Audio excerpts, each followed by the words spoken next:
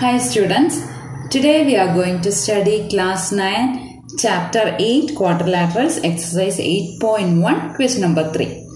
Our question is, show that if the diagonals of a quadrilateral bisect each other at right angles, then it's a rhombus.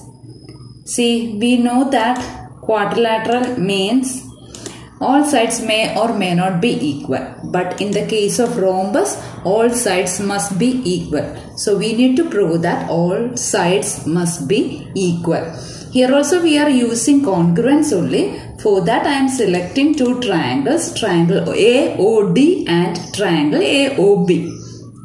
Here what is given? The diagonals bisect each other. First point is that one. What is meant by bisect? Divides it into two. Here BD is one of the diagonal and O divides BD into two equal parts. That means DO equal to BO. And the second part, what is given? They bisect each other at right angles. That means we can write angle AOB equal to angle AOD equal to 90 degree. And the third one we can write AO equal to AO because that side is common for both the triangles.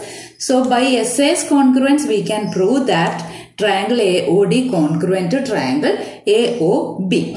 And if two triangles are congruent, then the corresponding parts are equal. So here we can write AD equal to AB. Similarly, we can prove that AB equal to BC and BC equal to CD. That means all the four sides are equal or ABCD is a rhombus.